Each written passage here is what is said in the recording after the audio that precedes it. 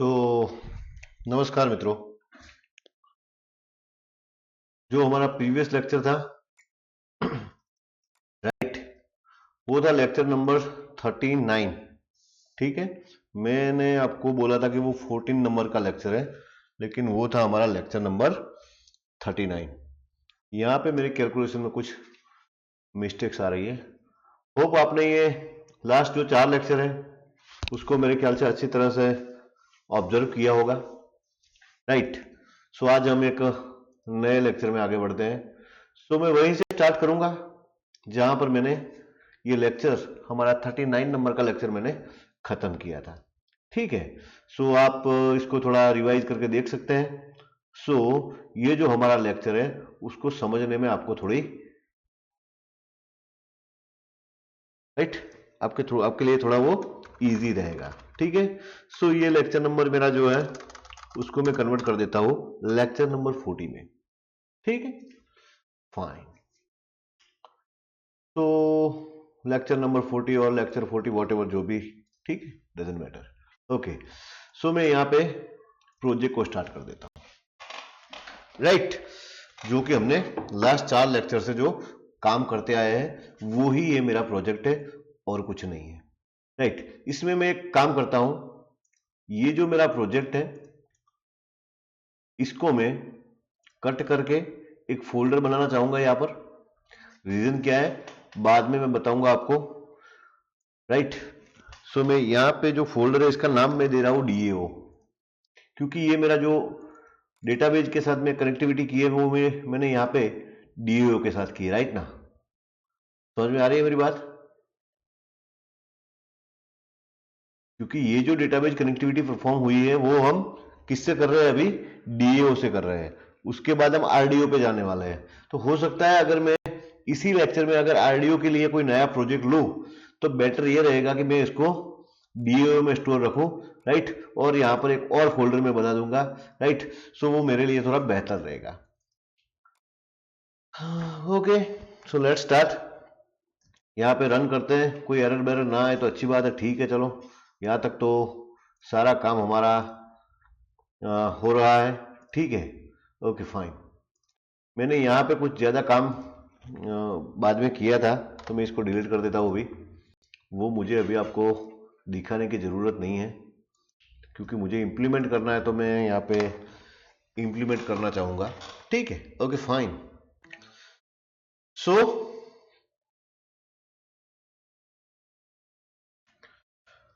जो कि last lecture में मैंने बोला था आपको कि मुझे अब जो काम करना है, राइट,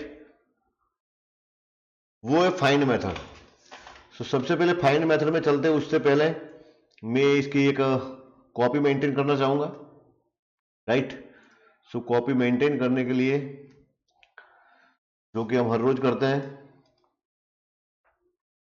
तो ये हो गया हमारा रिकॉर्ड सेट। अगर आप चाहे, आपको अगर विजिबल नहीं है तो मैं थोड़ा फॉन्ट की साइज को बढ़ा सकता हूं यहाँ पर, सो आपको प्रॉपरली आप उसको देख सकते हैं आप।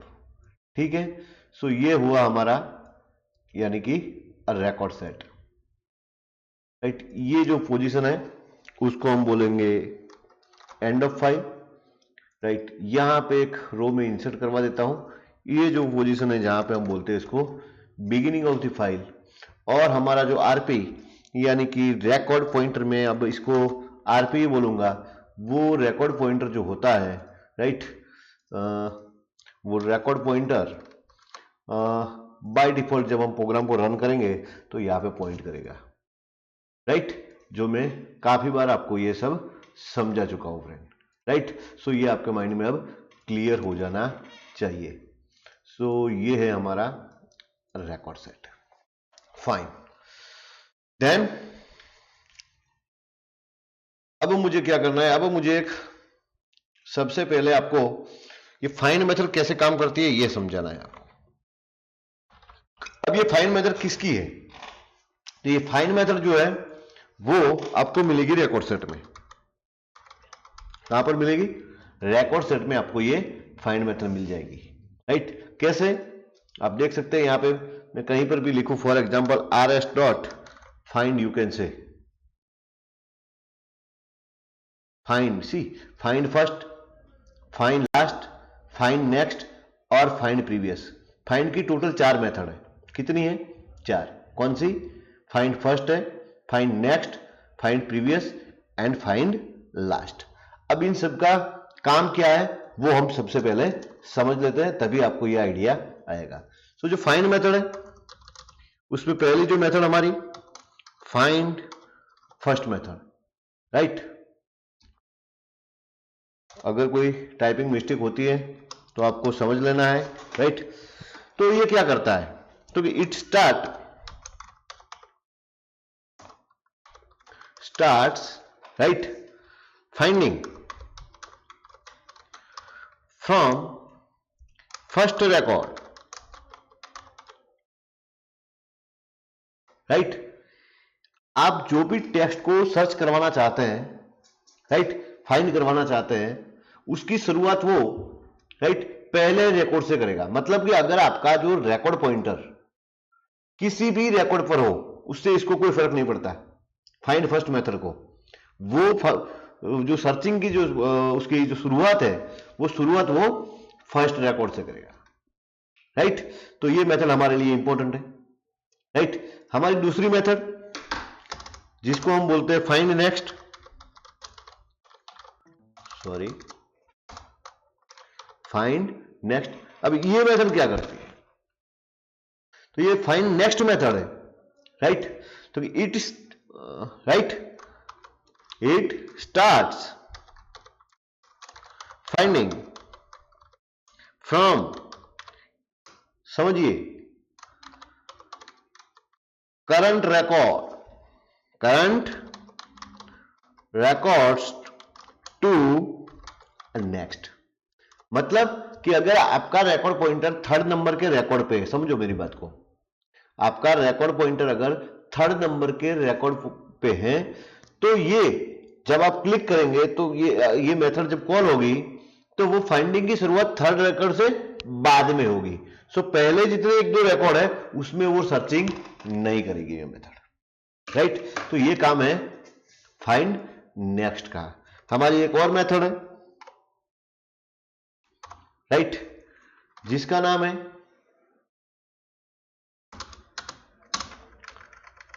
Find, I think so previous.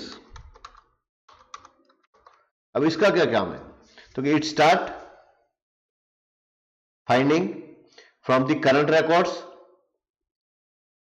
Right, from the current records to the next नहीं, बैक। करंट रिकॉर्ड से बैक साइड वो सर्चिंग करेगी। मतलब अगर आपके पास टोटल रिकॉर्ड 10 है और आपका रिकॉर्ड पॉइंटर अभी 5 नंबर के रिकॉर्ड पे है, और अगर आप इस मेथड से सर्चिंग करवाते हैं, प्रीवियस वाली मेथड से, राइट, तो वो सर्चिंग करेगी, लेकिन 5th रिकॉर्ड से पहले वाले रिकॉर्डों में सर्चिंग करेगी।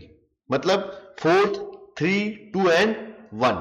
जब फाइंड नेक्स्ट है वो सर्चिंग कहां से शुरुआत करेंगे? करंट रिकॉर्ड से सर्चिंग की शुरुआत करेंगे, लेकिन जाएगी, राइट, फॉरवर्ड डायरेक्शन में। यू कैन से यहां पे आप फॉरवर्ड डायरेक्शन भी लिख सकते हैं, यहां पे आप बैकवर्ड डायरेक्शन भी लिख सकते हैं, राइट। और हमारी चौथी मेथड, राइट, जिसको हम बोलते हैं फाइंड लास्ट मेथड। अब ये क्या करेगा? तो again it starts finding from the last record.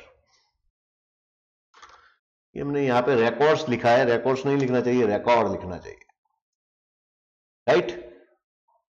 Finding from the last record to the reverse direction. समझ में आ रही है मेरी बात? लास्ट आपका जो अंतिम रिकॉर्ड होगा, सर्चिंग की शुरुआत वहां से होगी और फिर वो बैकवर्ड डायरेक्शन में सर्चिंग की शुरुआत करेंगे। अब सबसे बढ़िया चीज ये है कि फाइंडिंग मेथड काम कैसे करती है, हमें प्रैक्टिकली इसको इंप्लीमेंट कैसे करना है, राइट। तो इसके लिए अगर आपको पता है तो आपने एक एसक्यूएल क्वेरी, आपने एसक्यूएल पढ़ा है, राइट। तो आपको पता होगा कि आप जनरली अगर मान लो कि मेरे पास कोई टेबल है जिसका नाम है टीबीएल एम्प्लॉय, तो मैं क्या करूंगा, select star from TBL employ, ऐसी क्वेरी पास करूंगा, टीबीएल एम्प्लॉय। लेकिन मुझे क्या करना है, एम्प्लॉय में से सारे रिकॉर्ड नहीं चाहिए, एम्प्लॉय में से सारे रिकॉर्ड नहीं चाहिए, मुझे तो वो ही रिकॉर्ड चाहिए जिसका नाम नितिन हो, जिसका नाम क्या हो, नितिन। तो मैं क्या करूंगा, select star from TBL employ where name equal to, क्या लिखूंगा मैं यहां पे, नितिन। यस और नो, समझ में आ रहा है मेरी बात?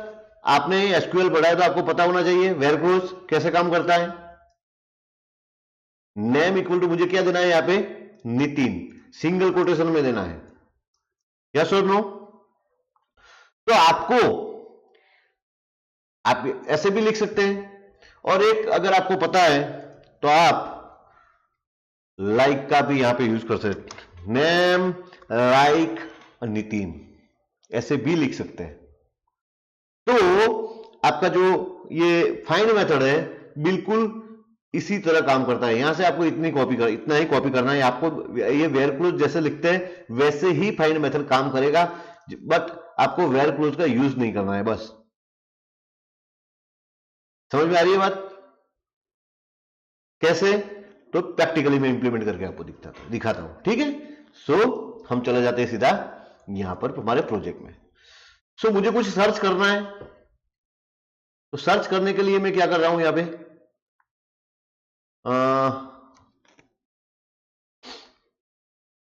काम करता हूं, यहां पे इसको मैं थोड़ा नीचे ले लेता हूं,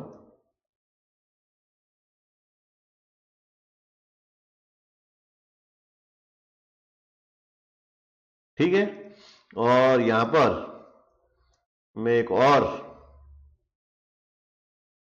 फ्रेम ले रहा हूं, ध्यान से देखिए आप। यहां पे मैं एक टेक्स्ट बॉक्स ले रहा हूं,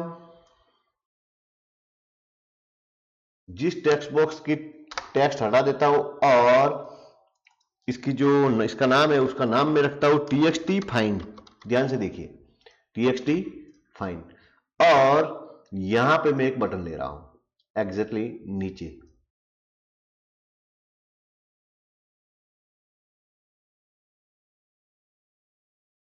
नीचे तो सेट होना थोड़ा, चलो कोई दिक्कत नहीं, वो डिजाइनिंग तो हम कर लेंगे फिर कभी, ठीक है। तो मैं फ्रेम थोड़ी बड़ी रखता हूं, इसका नाम मैं रखता हूं btn फाइंड, फाइंड के लिए, सो दैट्स वाई, और यहां पे मैं लिख रहा हूं फाइंड। समझ में आ गई बात? राइट। अब मुझे क्या करना है, अब मुझे यह करना है कि मैं जब यहां पे रन करूं, यहां पे मैं लिखूं, आपको पता है ना यहां पे मुझे नेम पर सर्चिंग करवाना है, आप नेम पर भी सर्चिंग करवा सकते हैं, फाइंडिंग करवा सकते हैं, आप सिटी पर भी करवा सकते हैं, आप मोबाइल नंबर पर भी करवा सकते हैं, डजंट मैटर, राइट। तो मैं अभी ट्राई करने वाला हूं कहां पर, नेम पर, क्योंकि आपको पता है मेरा फर्स्ट रिकॉर्ड में जो नेम है उसका नाम नीलेश है, राइट। पहले मैं दिखा देता हूं आपको। सेकंड रिकॉर्ड में क्या है, रमेश, आपको याद रखना है अभी। थर्ड में क्या मैंने लिखा है, मेहुल। फोर्थ में मैंने क्या लिखा है, राजेश। फिफ्थ में मैंने क्या लिखा है,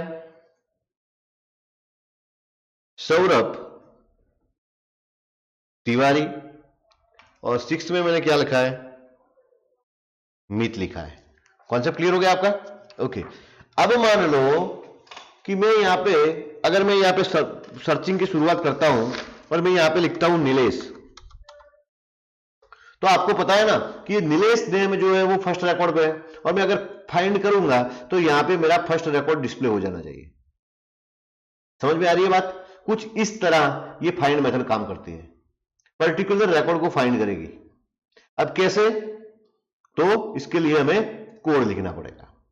तो सबसे पहले फाइंड मेथड के जो फाइंड हमारा बटन है वहां पे जाते हैं। सबसे पहले क्या फाइंड करना है वो मैं कोई वेरिएबल में ले लेता हूं। कहां से मिलेगा मुझे, txt फाइंड डॉट टेक्स्ट में से। क्योंकि फाइंड वाला जो हमारा टेक्स्ट बॉक्स है उसमें आपने कुछ लिखा होगा, राइट, वो मैं किस में ले लेता हूं, एस में ले लेता हूं। फिर मुझे क्या करना है, फाइंड करना है। अब फाइंड करना है तो आपके पास मेथड कितनी है, मैंने बोला फाइंड की 4 मेथड है। आपको फर्स्ट से सर्चिंग करवाना है, राइट, आपको जहां पर है उससे आगे सर्च करवाना है, आप जहां पर है उससे प्रीवियस साइड सर्च करवाना है, और आपको लास्ट में से फर्स्ट रिकॉर्ड तक सर्च करवाना है। वो आप पर डिपेंड करता है, आपकी सिचुएशन पर डिपेंड करता है कि आपको कौन सी मेथड का यूज करना है। जनरली आप फर्स्ट का यूज कर सकते हैं अभी। हाँ यस, बाद में मैं ये तीनों मेथड को आपको समझा देता हूं, लेकिन हम यूज करेंगे यहां पर अभी फाइंड फर्स्ट, जिसका काम क्या है, वो फर्स्ट रिकॉर्ड पे सर्च करेगी, फिर दूसरे वो मिलेगा तो सही है, नहीं तो दूसरे रिकॉर्ड पे जाएगी, फिर तीसरे रिकॉर्ड पे, फिर चौथे, पांचवें, छठे, राइट। और अगर लास्ट में भी उसको ये नाम नितिन मान लो कि नहीं मिलता है, जैसे कि हमारे डेटाबेस में नितिन जैसा कुछ है ही नहीं, अगर नहीं मिलता है तो रिकॉर्ड सेट की एक प्रॉपर्टी है फ्रेंड, रिकॉर्ड सेट की एक प्रॉपर्टी है, उसका नाम है नो मैच। कौन सी प्रॉपर्टी है, नो मैच प्रॉपर्टी। ये नो मैच प्रॉपर्टी की डिफॉल्ट वैल्यू क्या होती है, फॉल्स होती है। लेकिन अगर आप जो सर्च कर रहे हैं by using the find method, आप फाइंड मेथड से कुछ भी सर्च कर रहे हैं, राइट, मान लो कि आपने यहां पे लिखा like this, see rs dot find, क्या फाइंड करना है भाई, तो कि नेम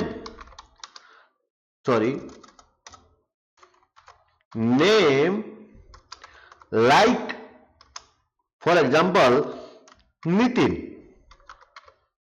ये आपका हुआ, राइट। हम लिखते हैं ना वेर नेम लाइक नितिन, तो आपको वेर का यूज नहीं करना है, बस यहां पे नेम लाइक नितिन। अगर मोबाइल नंबर वाले फील्ड में जाना है तो मोबाइल नंबर, नेम मींस ये नेम वाला फील्ड डेटाबेस में होना चाहिए। आपके डेटाबेस में जो फील्ड है उसका नाम स्टूड नेम है, क्या नेम है, स्टूड नेम है। तो इसी केस में आपको यहां पे क्या लिखना पड़ेगा, स्टूड नेम लिखना पड़ेगा। सो स्टूड नेम लाइक नितिन। अब आपको पता है ना भाई, डेटाबेस में हमारा जो डेटाबेस है, मैंने क्लोज कर दिया द स्टोरी, राइट, तो आपको पता है नितिन नाम का कोई भी स्टूडेंट नहीं है, यस और नो। तो इस केस में क्या होगा, अगर मैं यहां पे लिखता हूं, rs डॉट फाइंड फर्स्ट, कौन सी मेथड का यूज कर रहा हूं, फर्स्ट मेथड का। ये फर्स्ट मेथड सर्चिंग करेंगे, लेकिन कैसे करेगी, स्टार्ट से लेके एंड तक, पहले रिकॉर्ड से लेके लास्ट तक जाएगी। पहला रिकॉर्ड चेक करेगी, वहां पे नितिन मिलेगा, नहीं मिल रहा है, दूसरे रिकॉर्ड पे नहीं मिल रहा है, तीसरे पे नहीं मिल रहा है, चौथे, पांचवे, छठे पे नहीं मिला। अब क्या हो जाएगा, एंड ऑफ फाइल हो जाएगा। अब एंड ऑफ फाइल होगा, उस केस में क्या होगा, राइट, कि ये नो मैच जो है वो प्रॉपर्टी ट्रू हो जाएगी भाई, क्या हो जाएगी, ट्रू। और आपका रिकॉर्ड पॉइंटर जो है वो जो पहले था वहां पर चला जाएगा। समझ में आ रही है बात, रिकॉर्ड पॉइंटर अगर नो मैच हो जाता है तो फिर हिलेगा नहीं। लेकिन अगर मान लो कि आपने यहां पे सर्च करवाया मित, तो इस केस में क्या होगा, फाइंड फर्स्ट मेथड पहला रिकॉर्ड सर्च करेगी, दूसरा रिकॉर्ड सर्च करेगी, तीसरा, चौथा, पांचवा और छठा रिकॉर्ड। छठे रिकॉर्ड पे उसको मित मिल जाता है। जब उसको मित मिल जाएगा तो रिकॉर्ड पॉइंटर को वहां पे स्टोर कर देगी, राइट। और ये जो नो मैच है वो फॉल्स ही रहेगी, क्योंकि वो मैच हो जाता है, नो मैच तो होता नहीं है। नो मैच तो कब होगा, जब कोई भी रिकॉर्ड नहीं मिलेगा। तो ये दो तीन चीजें आपको माइंड में रहनी चाहिए। चलो देखते हैं प्रैक्टिकली। सो मैंने यहां पे जो भी टेक्स्ट है उस टेक्स्ट को मैंने यहां पे एस में स्टोर करवा दिया है फ्रेंड। उसके बाद मैं क्या करता हूं, ध्यान से देखिए, मैं अब सर्चिंग करवाता हूं। सो rs डॉट फाइंड फर्स्ट, फिर मैं क्या लिखता हूं यहां पे, ध्यान से देखिए, स्टूड नेम लाइक। अब मुझे क्या करना है यहां पे, मुझे ये एस को ले जाना है, तो मैं क्या करता हूं, एस के पहले क्या आना चाहिए, मान लो कि एस में नितिन आता है तो नितिन ऐसे आना चाहिए ना, नितिन ऐसे आना चाहिए, यस और नो। मुझे ये सिंगल कोटेशन की जरूरत पड़ेगी क्या, नहीं पड़ेगी, पड़ेगी। समझ रहे हैं मेरी बात को। लेकिन मैं नितिन डायरेक्टली नहीं लिख सकता यहां पर, क्यों नहीं लिख सकता, क्योंकि मुझे तो ये टेक्स्ट बॉक्स की वैल्यू को सर्च करवाना है ना। तो उस केस में मैं अगर यहां पे एस लिख दूं ऐसे, तो नहीं चलेगा क्योंकि ये वेरिएबल है। तो मैं क्या करता हूं, मैं यहां पे ये सिंगल कोटेशन के बाद स्ट्रिंग को तोड़ता हूं, फिर एस को जोड़ लेता हूं, फिर यहां पे एम्परसेंड करके नई स्ट्रिंग को ऐड करवा देता हूं। समझ गए आप मेरी बात को? तो ये मैंने एम्परसेंड करके एस को बीच में जोड़ दिया, स्ट्रिंग कॉन्केटेशन, दो स्ट्रिंगों को ऐड किया। समझ में आ गई बात? आप ऐसे भी लिख सकते हैं, x equal to something like this. इसको उठा के यहां पे रख दो और यहां पे लिख दो x। कैसे होता है मैं दिखाता हूं आपको। सी फॉर एग्जांपल मैं यहां पे लिखता हूं मिथ और फिर फाइंड पर जाता हूं। समझिए मेरी बात को। एस में क्या है? मिथ। अब अभी एक्स में क्या है? एम्प्टी है। अब जब ये पूरी लाइन एग्जीक्यूट होगी तो एक्स में क्या आता है आप देखिए। समझ गए मेरी बात को? स्टूडेंट नेम लाइक मिथ दिखाई दे रहा है आपको? समझ में आ गई मेरी बात? अब इसको सर्च करेगा और आगे बढ़ेगा। समझ गया मेरी बात को? सर्चिंग हो गया। अब सर्चिंग हो गया मतलब अगर यहां पर सर्चिंग हो गया है मतलब कैसे पता चलेगा कि भाई सर्च हुआ, रिकॉर्ड मिला कि नहीं मिला? राइट। तो इसके लिए आपको यहां पे लिखना पड़ेगा if RS dot no match, ये नो मैच जो प्रॉपर्टी है राइट इक्वल टू ट्रू हो जाती है। इसका मतलब ये होता है कि रिकॉर्ड नहीं मिला है, रिकॉर्ड नहीं मिला है। अगर नहीं मिलता है तो आपको मैसेज बॉक्स देना है नो रिकॉर्ड फाउंड, ऐसा आपको डिस्प्ले करवाना है। समझ में आएगी बात? अगर ऐसा नहीं है तो वो एल्स केस बनेगा आपका। और एल्स केस में क्या होगा? एल्स केस में जो आपका ये नो मैच फॉल्स होगा, इसका मतलब कि रिकॉर्ड मिल गया है। अगर रिकॉर्ड मिल गया होगा तो क्या हुआ होगा? रिकॉर्ड पॉइंटर उस रिकॉर्ड पे स्टोर हो गया होगा। रिकॉर्ड पॉइंटर आपका जो होगा राइट वो यहां पे सर्चिंग की शुरुआत करेगा मिथ को, या 6 नंबर पे मिथ मिल जाता है तो यहां पे रिकॉर्ड पॉइंटर को ले जाएगा, छोड़ देगा। That's all. रिकॉर्ड पॉइंटर चला जाएगा 6 नंबर के रिकॉर्ड पर। अब अगर 6 नंबर के रिकॉर्ड पे आपका रिकॉर्ड पॉइंटर चला आता है तो फिर आपको क्या करवाना है? यहां पे सेट डेटा, डेटा को तो सेट करवाना पड़ेगा। सो मैं यहां पे इसको छोड़ देता हूं। अभी फिर से मैं रन करता हूं आपको। यहां पे मैं लिखता हूं फॉर एग्जांपल अब्दुल कलाम, हमारे बहुत ही बेहतरीन राष्ट्रपति और हमारे जो कि हम सदा उनका आदर करते हैं, ऐसे हमारे एक राष्ट्रपति जिन्होंने न्यूक्लियर को आपको पता होगा जिसका आविष्कार किया था अपने देश के लिए। ठीक है। सो हम नाम लिखते हैं अब्दुल कलाम। अब अब्दुल कलाम साहब जो है वो तो हमारे डेटाबेस में नहीं है, आप देख लो राइट। इस केस में हम जब फाइंड पे क्लिक करते हैं राइट तो एस में अब्दुल कलाम साहब आते हैं, फिर यहां पे स्ट्रिंग बन जाती है student name like Abdul Kalam. अब ये फाइंड फर्स्ट यानी कि पहले रिकॉर्ड में सर्च करेंगे, फिर दूसरे, फिर तीसरे, फिर चौथे, फिर पांचवें, फिर छठे। सर्चिंग तो हो चुका। अब पॉसिबिलिटी 2 है, आइदर अब्दुल कलाम साहब मिले होंगे, अगर मिले होंगे तो फिर जो रिकॉर्ड पॉइंटर है वो उस रिकॉर्ड पे चला गया होगा, और अगर अब्दुल कलाम साहब नहीं मिले हैं तो उस केस में ये नो मैच ट्रू हो जाएगा। तो आप देख सकते हैं यहां पे नो मैच ट्रू हो गई प्रॉपर्टी। अगर नो मैच प्रॉपर्टी ट्रू हो गई है इसका मतलब कि रिकॉर्ड पॉइंटर कहीं पर भी हिला नहीं होगा, वो जहां पर था वहीं पर रहेगा, और यहां पे आपको मैसेज मिल जाएगा नो रिकॉर्ड फाउंड, फिर आप बाहर चले जाएंगे। समझ में आ गई मेरी बात? चलो, अब्दुल कलाम साहब का रिकॉर्ड नहीं मिलता है, लेकिन मैं यहां पे लिखता हूं मिथ और फिर फाइंड पे जाता हूं राइट। आप देख सकते हैं यहां पे student name like myth right, और यहां पे नो मैच फॉल्स आ रहा है। क्यों? क्योंकि मिथ नाम का रिकॉर्ड उसको मिल रहा है। अब कहां पर मिल रहा है मिथ नाम का रिकॉर्ड? राइट, लास्ट रिकॉर्ड पे। तो रिकॉर्ड पॉइंटर वहां पे चला गया होगा, तो हम जाते हैं एल्स में और सिर्फ हमें क्या करना है? Set data. जब हम सेट डेटा करते हैं और यहां पे देखते हैं राइट, तो यहां पे 6 नंबर का रिकॉर्ड डिस्प्ले हो रहा है। तो ये आपकी जो फाइंड मेथड है कुछ इस तरीके से काम करती है। समझ में आ गई बात? अब मैंने जो आपको समझाया वो समझाइए फाइंड फर्स्ट मेथड। कौन सी मेथड समझाई है मैंने आपको? फाइंड फर्स्ट मेथड मैंने समझाई है। अब मैं थोड़ा तरीका बदलता हूं समझाने का आपको, क्योंकि मुझे अभी समझानी है आपको फाइंड नेक्स्ट मेथड समझानी है। कौन सी मेथड? Find next, right. अब आपको पता है पहला रिकॉर्ड में नीलेश है, दूसरे में रमेश, तीसरे में मेहुल, ठीक है।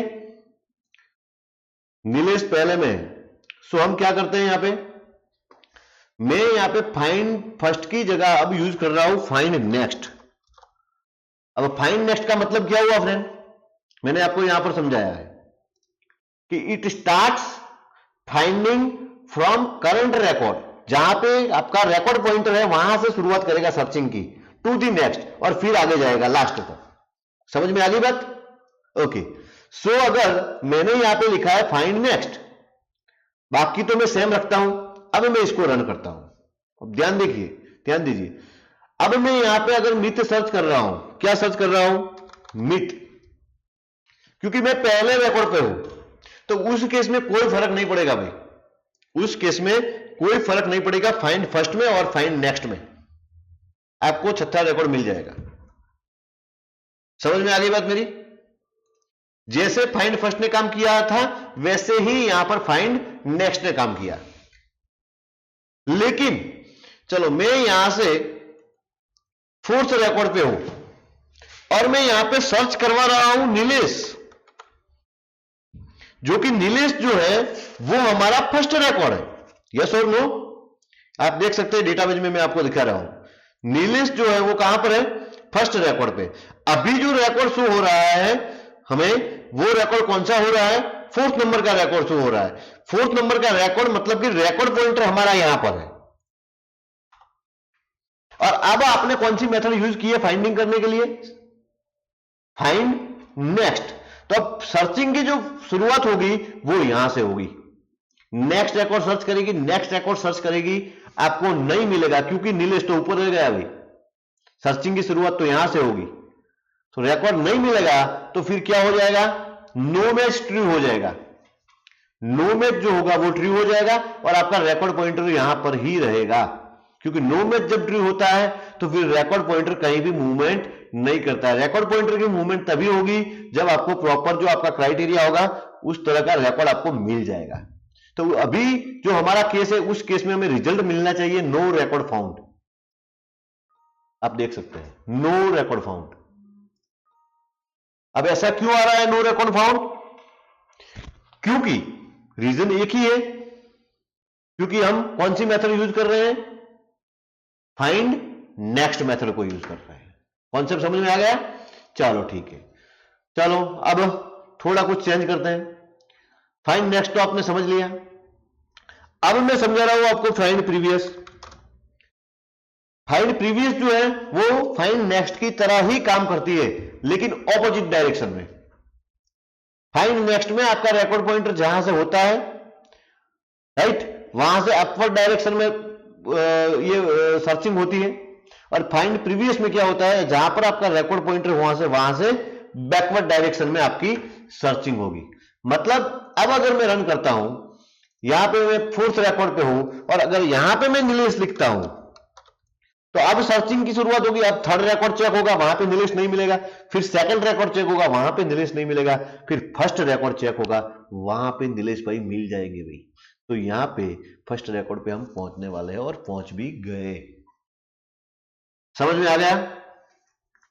राइट। तो हम रिकॉर्ड को फाइंड कैसे कर सकते हैं डेटाबेस में? तो इसके लिए डीएओ हमें प्रोवाइड कर रहा है फाइंड मेथड। समझ में आ गया? कोई दिक्कत मेरे ख्याल से नहीं होनी चाहिए। ओके। अब हमारे पास जो मेथड है उसका नाम है फाइंड लास्ट मेथड। अब इसमें और कुछ नहीं है भाई, बस सर्चिंग की शुरुआत जो होगी, राइट। फॉर एग्जांपल मैं यहां पे लिखता हूं राजेश, तो रिकॉर्ड तो मिल जाएगा आपको फोर्थ नंबर का। आपको ऐसा लगा होगा कि सर आप तो फर्स्ट रिकॉर्ड पे थे, फोर्थ रिकॉर्ड पे चले गए। यस चले गए, लेकिन एक्चुअली जो फाइंडिंग हुआ, सर्चिंग हुआ, वो कैसे हुआ? तो लास्ट से शुरुआत हुई, राइट, पहले 6 नंबर का रिकॉर्ड चेक हुआ, फिर 5th नंबर का रिकॉर्ड चेक हुआ और बाद में 4th नंबर का रिकॉर्ड चेक हुआ, वहां पे राजेश भाई मिल गए तो आपको यहाँ पे शो कर रहे हैं, राइट। सो वो डिपेंड करता है कि आपको ये चारों में से कौन सी मेथड का यूज करना है, वो डिपेंड करेगा, राइट। समझ में आ रही है मेरी बात? अब आपको एक और भी एक केस समझा देता हूं। आपको ये क्वेश्चन जरूर होता होगा सर, अगर फाइंड फर्स्ट से काम होता है, ये जो फाइंड फर्स्ट मेथड से अपना काम होता है, तो हम क्यों सोचे फाइंड नेक्स्ट के बारे में?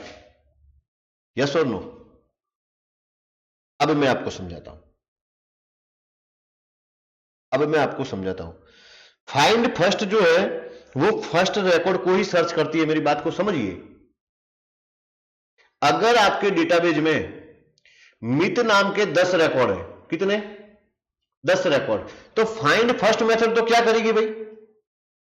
पहला मित मिलेगा वो ही आपको डिस्प्ले करेगी ना, क्योंकि वो अगेन है ना, नहीं सर्चिंग की शुरुआत तो फर्स्ट रिकॉर्ड से करेंगी। पहला मित मिल जाएगा उस टाइम आपको ये वो मित को दिखा देगी, बाकी के 9 तो रह जाएंगे फिर। तो अगर बाकी के 9 को भी आपको बार बार डिस्प्ले करवाना है, उस केस में फिर आपको फाइंड नेक्स्ट का यूज करना पड़ेगा। अब मेरी बात को समझ रहे हैं आप? फिर आपको फाइंड नेक्स्ट का यूज करना पड़ेगा, लॉजिक आपको बनाना पड़ेगा। कॉन्सेप्ट क्लियर हो गया आपका? ओके, तो ये हुई फाइंड की बात। आपको यहां पे एक क्वेश्चन लिखना है असाइनमेंट में, right. Explain find method with example के साथ आपको ये फाइंड मेथड को समझाना है। कॉन्सेप्ट क्लियर हो गया फ्रेंड? अब और 3 चीजें हैं, राइट। एक तो फिल्टर प्रॉपर्टी है डीओ में रिकॉर्ड सेट की, राइट। फिर इंडेक्स है,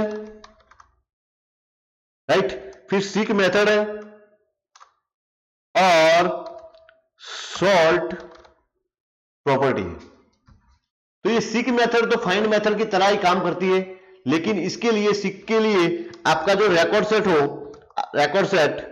record set compulsory table type का ही होना चाहिए, राइट। अगर वो टेबल टाइप का रिकॉर्ड सेट होगा तभी ये सीक और इंडेक्सिंग काम करेंगे, अदरवाइज उसमें काम नहीं होगा। यस, आप फिल्टर को, इंडेक्स को, सीक को और सॉर्ट को, चारों को आपको मैं देता हूं सेल्फ स्टडी। ये आपको अपने आप करना है, क्योंकि ये मैं आपको पढ़ाने वाला ज्यादा नहीं हूं। यस, इतना अगर आपने कुछ किया है तो आप अगर इसको पढ़ोगे तो आपको कुछ ना कुछ पता चल जाएगा। अगर आपको पता नहीं चलता है उस केस में आप मुझे पर्सनली बात कर सकते हैं, मैं आपको समझा दूंगा, ठीक है। तो ये हुआ हमारा अभी तक का काम, जहां पे हम मेरे ख्याल से ये जो हमारा डीएओ है उसको हम यहां पे कंप्लीट करते हैं, राइट। यहां पे हमारा डीएओ कंप्लीट हो रहा है और हम स्टार्ट करने जा रहे हैं, राइट। इसको हम जो भी बोलेंगे दैट इज आरडीओ। क्या कहेंगे हम उसको? RDO, remote data object. तो हम अभी आरडीओ की डिस्कशन करने आगे बढ़ रहे हैं, राइट। सो अगर मैंने आपको पहले भी बोला था कि भाई ये जो डीओ है वो डेटाबेस में ओल्डर वर्जन को सपोर्ट करता है। सबसे पहले मैं डीएओ और आरडीओ का डिफरेंस भी आपको बता देता हूं, क्योंकि वो भी एग्जाम में काफी बार पूछा जाता है, तो मैं इसका आपको डिफरेंस पहले क्लियर करवा देता हूं, राइट। विदाउट डिफरेंस थोड़ा मजा नहीं आएगा मेरे ख्याल से। सो यहां पे मैं एक टेबल ले लेता हूं, राइट। यहां पे मैं लिखता हूं डीओ और यहां पे मैं लिख देता हूं आरडीओ। सबसे पहले इसका डिफरेंस जो है वो एग्जाम में पूछा जाता है, तो आपको अच्छी तरह से समझना पड़ेगा, राइट। So let's start. सबसे पहला कि जो डीओ है इसको हम बोलते हैं data access object. Typing mistake रह जाती है तो टेंशन लेने की जरूरत नहीं है, आप सुधार सकते हो उसको। आरडीओ जिसको हम बोलते हैं रिमोट डेटा ऑब्जेक्ट, राइट। दूसरी बात, डीओ क्या है, राइट। डीओ जो है generally it is used to connect database locally. इसका मतलब यह होता है कि अगर आप लोकल मशीन पे काम करना चाहते हैं, जहां पे एक ही मशीन हो और यहां पर ही आपकी एप्लीकेशन हो, यहां पर ही आपका डेटाबेस हो, समझ में आ रही है मेरी बात? कोई भी अगर आपका सॉफ्टवेयर ऐसा हो जो सॉफ्टवेयर में डेटाबेस और आपका फ्रंट एंड, डेटाबेस को हम बैक एंड बोलते हैं, क्या बोलते हैं फ्रेंड? जो हमारी एप्लीकेशन जो हम देख सकते हैं इसको हम फ्रंट एंड बोलेंगे, क्या बोलेंगे? फ्रंट एंड बोलते हैं इसको। जो फ्रंट एंड जो डिजाइन होता है वो वीबी में, डॉट नेट में, कहीं पर भी आप कर सकते हैं। और जो बैक एंड बोलते हैं, राइट, क्या बोलते हैं इसको? Back and. अब ये बैक एंड क्या है? Back and is your database. तो अगर ये फ्रंट एंड और बैक एंड दोनों अगर आप एक ही मशीन में रखना चाहते हैं तो within that case you can use the DO. It is use to connect database locally. जब रिमोट डेटा ऑब्जेक्ट का मतलब क्या है? तो it is use to connect database from various remote location. इसका मतलब यह हुआ कि अगर आपका डेटाबेस किसी और पीसी में है, मानो कि हमारी लैब में कोई एक पीसी है एक्स नाम का, जहां पे मेरा डेटाबेस है, और उस डेटाबेस को मैं एक्सेस करना चाहता हूं मेरी ऑफिस में जो पीसी है वहां पर। समझ में आ रही है मेरी बात? मेरी ऑफिस में जो मेरा कंप्यूटर है वहां मुझे डेटा को एक्सेस करना है। कहां से एक्सेस करना है? तो वो जो एक्स वाला कंप्यूटर है वो किसी लैब में पड़ा है। दैट मीन्स कि मुझे कोई रिमोट लोकेशन किसी डेटा से कोई एक्सेस करना है। With in that case I can use the RDO concept, remote data object, right? RDO is used to connect database from the various remote location, right? जैसे कि आपको पता है it has record set, right, to store data। Data को store करने के लिए इसके पास क्या है भाई? रिकॉर्ड सेट है। क्या है? Record set. और आरडीओ में it has result set to store data. इसके पास रिजल्ट सेट है।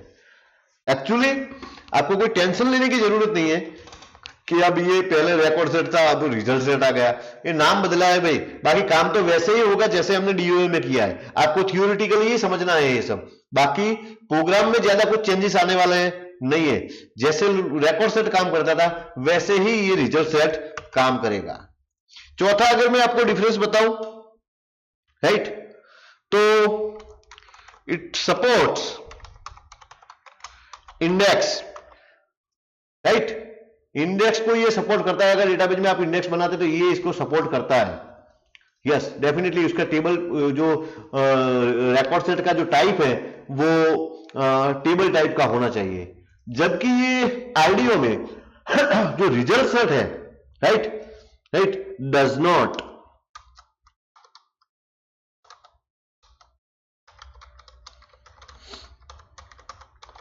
Support index. ये इंडेक्स को सपोर्ट नहीं करेगा।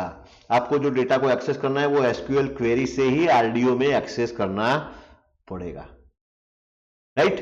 सो आरडीओ की सबसे पहला ये उसका डिफरेंस हुआ, राइट। एग्जाम में पूछा जाता है एक्सप्लेन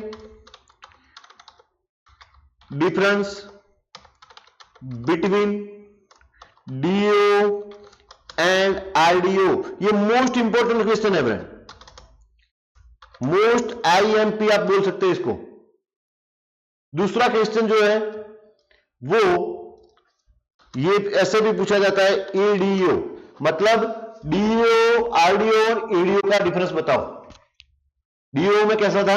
आरडीओ में क्या है और ईडीओ में क्या है। ईडीओ जो कि मैंने अभी डिस्कस नहीं किया है तो मैं अभी आपको डिफरेंस नहीं बता रहा हूं, लेकिन उसका भी डिफरेंस पूछा जाता है, तो ये आपको असाइनमेंट में लिखना है, राइट। अब साथ साथ जो आपका आरडीओ का रिजल्ट सेट है, राइट, आरडीओ का रिजल्ट सेट है, उसका मैं टाइप्स डिस्कस कर देता हूं। Types of RDO result set, right, कौन से हैं? Number 1 that is key set. अब उसमें क्या है फिर मैं डिस्कस करता हूं। Number 2 that is static. Number 3 that is dynamic. और number 4 that is forward only. ये 4 टाइप के आपके रिजल्ट सेट है। कितने टाइप के रिजल्ट सेट है? 4 टाइप के रिजल्ट सेट है आपके। रिकॉर्ड सेट में क्या था? डायना सेट था, अगर आपको याद है तो। कौन सा था? राइट, डायना सेट था, टेबल टाइप था, स्नैपशॉट टाइप का था और फॉरवर्ड ओनली था। यस और नो? कॉन्सेप्ट क्लियर हो गया आपका? ओके। अब कीसेट में क्या होता है? अब कीसेट में it's updatable, right, it is updatable set of records, right, and movement are unrestricted। उसकी मूवमेंट जो होती है वो अनरेस्ट्रिक्टेड होती है।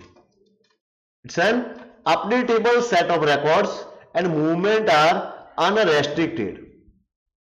मतलब कि ये आपका जो डायनासेट वाला जो रिकॉर्ड सेट था, अगर आपको पता हो तो, जस्ट लाइक दिस, राइट, इसमें और उसमें कोई डिफरेंस नहीं है। आप कीसेट भी ले सकते हैं और अगर आप चाहे, राइट, तो आप डायनेमिक भी ले सकते हैं, कोई फर्क नहीं पड़ता है। ये दोनों सेम है, कोई फर्क नहीं है, बोथ आर सेम। अब ये स्टैटिक क्या है? तो जो स्टैटिक है वो नॉन अपडेटेबल है। वो क्या है?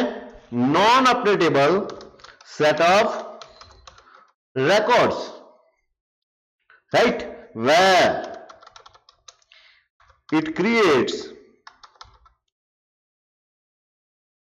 sorry, not where, records when it created। जब ये क्रिएट होता है तब ये नॉन अपडेटेबल होता है। अब नॉन अपडेटेबल का मतलब क्या है और अपडेटेबल का मतलब क्या है? नॉन अपडेटेबल यानी अगर यहां पे updates by other user, right, are not reflected. अब इसको मुझे आपको अच्छी तरह से समझाने का ट्राई करना है, ये आपको समझना पड़ेगा एनी हाउ।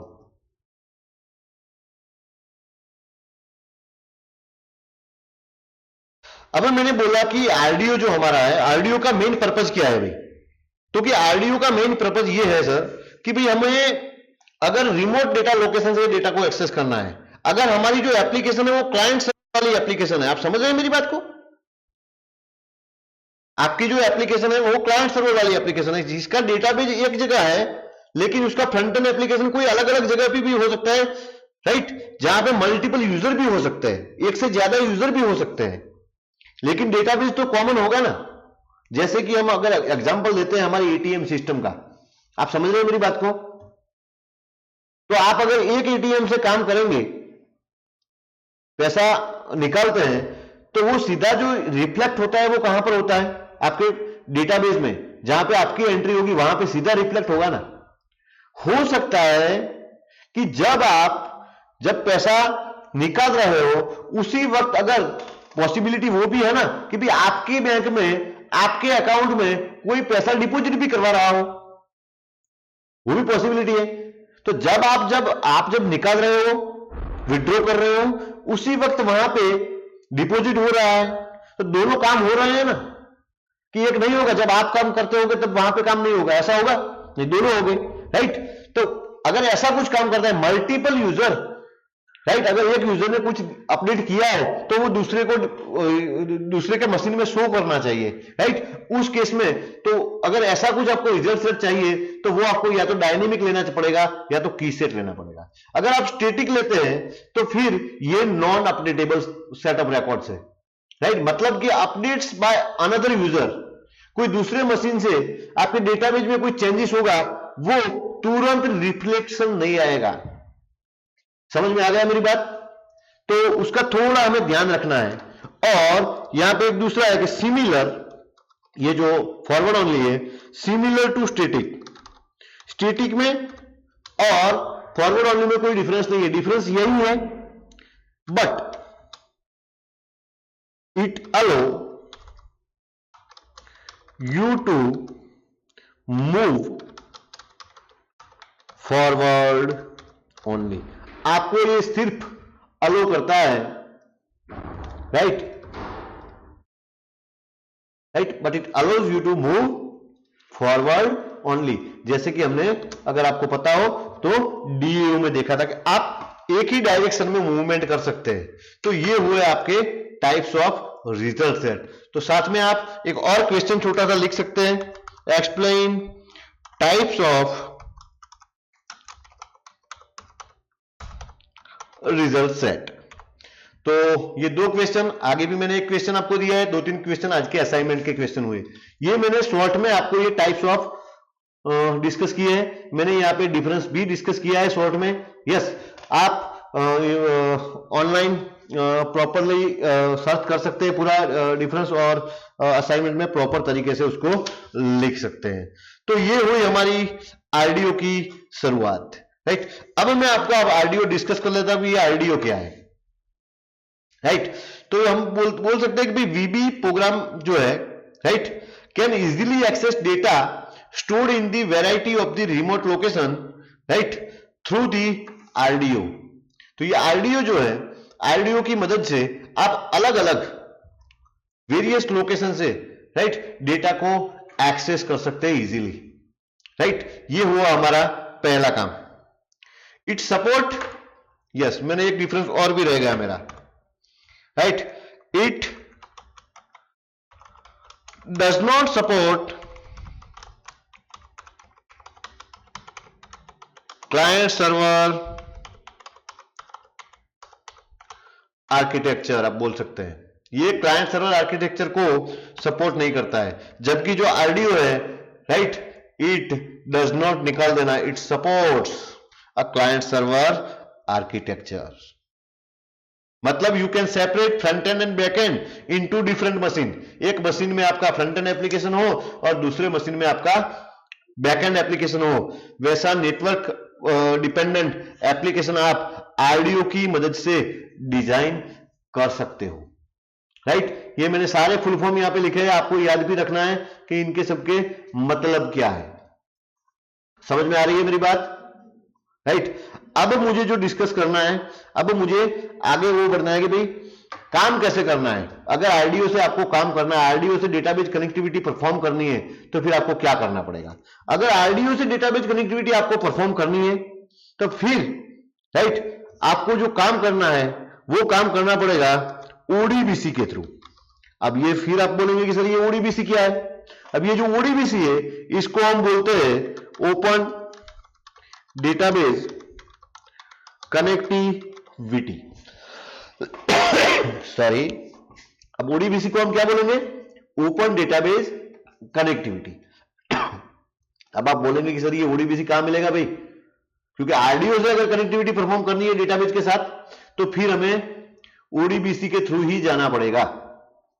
यस, एक चीज और मैं यहां पे डिफरेंस लिखना रहेगा। अगर आप एमएस एक्सेस के साथ कनेक्टिविटी परफॉर्म करना चाहते हैं डीओ से, तो आपको पता है कि भाई ये तो सपोर्ट करेगा old version of the database, yes और नो, डीओ तो। लेकिन आरडीओ आपका जो रिसेंट वाले जो सारे वर्जन है उनको भी सपोर्ट करता है आरडीओ, राइट। यस, अगर आप डीओ से कनेक्टिविटी करो फिर प्रोग्राम तो वैसा ही बनेगा, थोड़ा कुछ लिटिल चेंजेस आता है।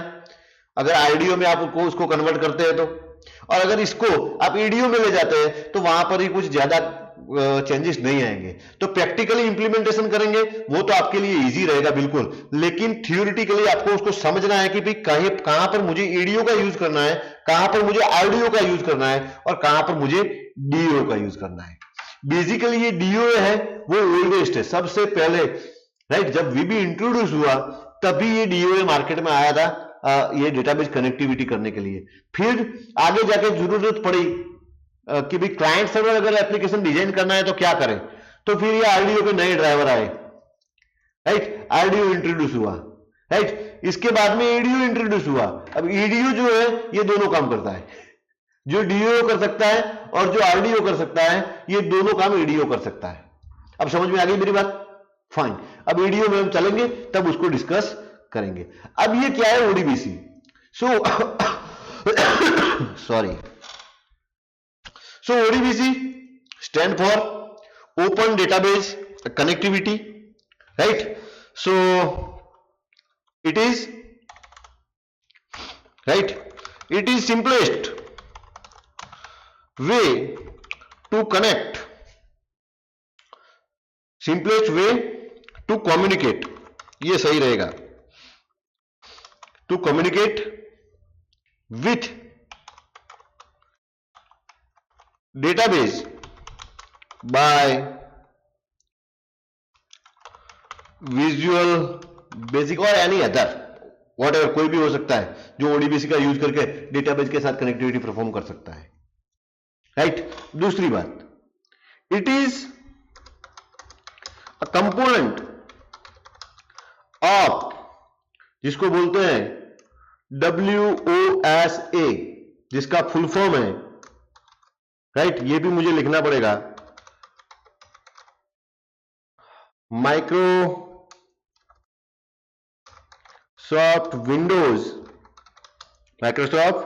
Windows open system architecture.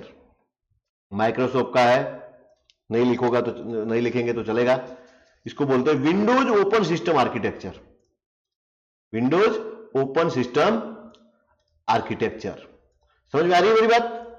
It's a component of the WOSA, मतलब कि विजुअल बेसिक का पार्ट नहीं है भाई, ये ओडीबीसी जो है वो विजुअल बेसिक का पार्ट नहीं है, राइट ये माइक्रोसॉफ्ट विंडोज का पार्ट है। कहां पर मिलता है? तो इसके लिए आपको जाना पड़ेगा यहां पे कंट्रोल पैनल में, दिखा देता हूं मैं। कंट्रोल पैनल में जाएंगे तो यहां पे मिलेगा आपको एडमिनिस्ट्रेटिव टूल्स, और एडमिनिस्ट्रेटिव टूल्स के अंदर आपको यहां पे मिलेगा डेटा सोर्स ओडीबीसी, आप देख सकते हैं यहां पे, इज इट अवेलेबल और नॉट? तो ये इसका पार्ट है, इसका वीबी से कोई लेना देना नहीं है, हर किसी के कंप्यूटर में मिल जाएगा अगर वीबी है या नहीं है आपके कंप्यूटर में। तो ये ओडीबीसी का यूज करके हमें डेटाबेस के साथ कनेक्टिविटी परफॉर्म करनी है।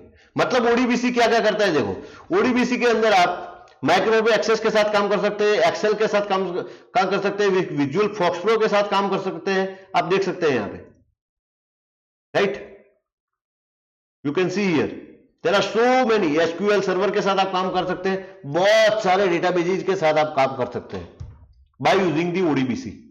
तो हम आरडीओ के लिए ओडीबीसी का जनरली यूज करते हैं क्योंकि हमें रिमोटली डेटा को एक्सेस करना है। इसमें क्या करना होता है, इसमें आपको एक या तो यूजर डीएसएन के 3 टाइप है, यूजर, सिस्टम और फाइल। आपको यहां पे एक डीएसएन ऐड करना होता है जिसके साथ आपको कनेक्टिविटी परफॉर्म करनी है, राइट वो डेटाबेस आपको लेना है, for example Microsoft Access driver, right और फिर आपको यहां से टेबल को सिलेक्ट करना है। यस आप नेटवर्क में से देख लीजिए, आप यहां से आप नेटवर्क में जाके किसी भी नेटवर्क में से, मतलब नेटवर्क में से आपको ड्राइव मिलेगी, नेटवर्क में तो कोई वो आपका जो फोल्डर होगा, वो जो फाइल होगी वो तो कोई दूसरे कंप्यूटर में होगी, यहां से भी आप फाइल को सिलेक्ट कर सकते हैं। लेकिन मेरा कंप्यूटर अभी नेटवर्क के साथ कनेक्टेड नहीं है तो मैं लोकल फाइल को सिलेक्ट करूंगा। समझो मेरी बात को, आप यहां पे नेटवर्क में जाके भी सिलेक्ट कर सकते हैं, डजंट मैटर, किसी भी कंप्यूटर में जाके आप इसको सिलेक्ट कर सकते हैं। तो ये ऐसे काम करेगा। सो मैं अभी यहां तक रहता हूं, नेक्स्ट लेक्चर में मैं फिर से ओडीबीसी से शुरुआत करूंगा और ये जो आरडीओ वाला है उसको प्रैक्टिकली इंप्लीमेंट करने की कोशिश करूंगा आपके सामने।